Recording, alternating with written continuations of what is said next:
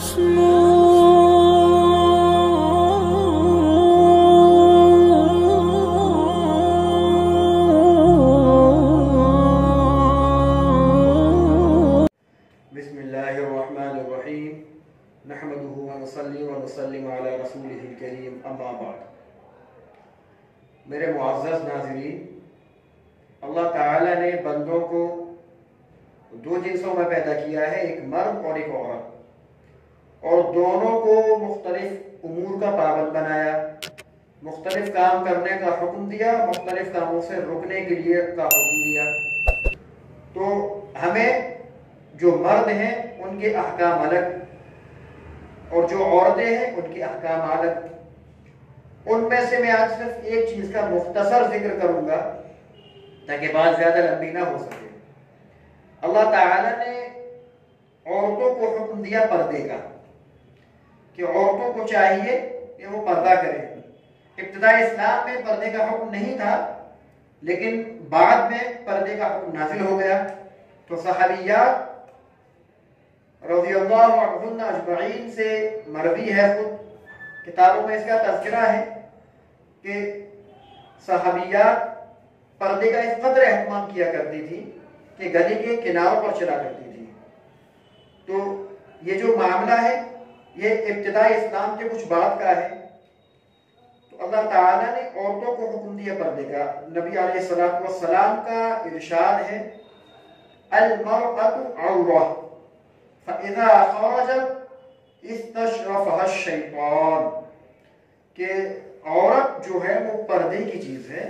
जब वो घर से निकलती है, जब वो बाहर निकलती है तो शैतान उसको ताकता है, टुकटुकी लगाकर देखता है। तो हमें समझना ये है कि जब नबी अलैहिस्सलाम का इरशाद वारिद हो चुका है, हमें इस पर अमल करना है। औरतों को चाहिए कि वो पर्दा करें।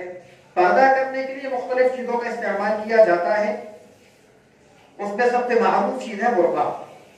बुर्के का असल मकसद होता है पर्दा करना, अपने जिस्म को गैर महरम से, नामहरम से छिपाना।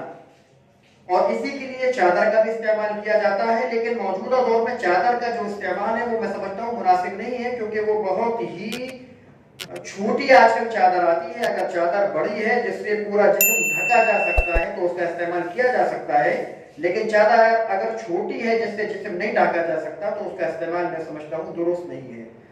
दूसरा नंबर आता है बुर्के का, जो सबसे ज्यादा मारूफ तरीका है पर्दा करने का। तो उसमें क्या हुक्म है? तो उसमें हुक्म यह है कि औरत के लिए जो बुर्का होना चाहिए वो ढीला होना चाहिए। आज मामला इतना बिगड़ चुका है कि औरतें जो पर्दे के लिए बुर्का इस्तेमाल करती हैं वो खुद इतना फैशनेबल होता है, इतना फैशनेबल होता है कि अगर कोई शख्स नजर को महफूज रखना चाहे तब भी वो उस बुर्के की कशिश की वजह से उस तरफ देख लेगा। तो मामला औरतों का बुर्का ज्यादा चमकता है। तो उसमें तरीका ये है कि जो फैशनेबल बुर्के हैं इनका इस्तेमाल कैसा है करना।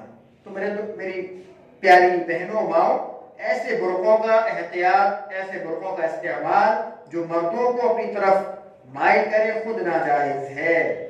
तो ऐसे बुर्के जिन पर डिजाइन बने हो या जो तंग हो, इतना तंग हो कि जिस्म की नुमाइश उसमें हो रही हो, इससे पर्दे का जो मकसद है वो फौत होता है। जब औरत निकलती है तो शैतान जाहिर सी बात है इस तरह से लोगों को बहकाता है। तो औरतों को चाहिए कि बुर्के का इस्तेमाल शरई हद के अंदर रहते हुए करें। वो ढीला होना चाहिए, बदन की किसी भी अज़्व का उसमें से चमकना मुमकिन ही ना हो। उसके अलावा में वो मोटा कपड़े का हो, ऐसा ना हो कि बारीक कपड़े का इतना हो कि बदन अंदर से जो कपड़े का कलर है, रंग है, वो भी नजर आ रहा हो। न इतना तंग हो, क्योंकि नबी अलैहिस्सलातु वस्सलाम ने बारीक कपड़ा पहनने वाली और तंग कपड़ा पहनने वाली पर लानत फरमाई है। और मामला ये भी हो चुका है कि औरतों को जो हुक्म दिया गया है आज वो मर्द इख्तियार कर रहे हैं, मर्दों को जो हुक्म दिया गया है वो औरतें इख्तियार कर रही हैं। औरतों को हुक्म है कि वो अपना इज़ार, अपना टखना वो ढकें, छुपाएं, और मर्दों को हुक्म है कि वो उसको खोलें। मामला उल्टा हो गया है, मर्द छुपा रहे हैं, औरतें खोल रही हैं। तो ये दोनों चीजें नाजायज और हराम है। चुनांचे हज़रत आयशा रज़ियल्लाहु ताला अन्हा से अर्ज किया गया कि एक औरत जो है ان امرأۃ تلبس النعل، کہ مردوں کا جوتا پہنتی ہے. تو حضرت عائشہ رضی اللہ تعالیٰ عنہ فرماتی ہیں کہ رسول اللہ صلی اللہ علیہ وسلم نے مردوں کی مشابہت اختیار کرنے والی عورت پر لعنت فرمائی. اس میں تفصیلی ویڈیو میں انشاءاللہ پھر کبھی ریکارڈ کراؤں گا کہ پردے کا کیا حکم ہے اسلام میں، عورت کے لیے کتنا پردہ ہے، کس کس رشتے میں اس کو پردہ ہے، کون کون اس کا محرم، کون کون غیر محرم ہے. میں انشاءاللہ پھر کبھی تفصیل سے اس بارے میں ریکارڈ کراؤں گا. مختصر بس مجھے یہ عرض کرنا تھا کہ آج کل جو عورتیں اور جو بہنیں پردے کا استعمال کے لیے برقع استعمال کرتی ہیں، وہ برقع خود ایک پردے کے لائق ہے، وہ برقع خود ایک برقعے کے لائق ہے. یعنی اس کے اوپر ایک ضرورت ہوتی ہے کہ ایک برقع اور پہنا جائے. تو بہت زیادہ سمجھ کی ضرورت ہے کہ ہم لوگوں کو، عورتوں کو وہ برقع استعمال کریں جو شریعت کی حد میں برقع ہو، وہ پردہ جس سے حاصل ہو، ایسا نہ ہو. اور اسی طرح سے دوسری بات مجھے عرض کرنی ہے کہ کیا کیا چیز برقعے میں، ظاہر سی بات ہے اپنا پورا جسم برقعے میں ڈھکنا چاہیے، ہاتھوں کو بھی پیروں کو بھی. آج معاملہ بہت بگڑ گیا ہے، ہاتھ کھولے ہوئے ہیں.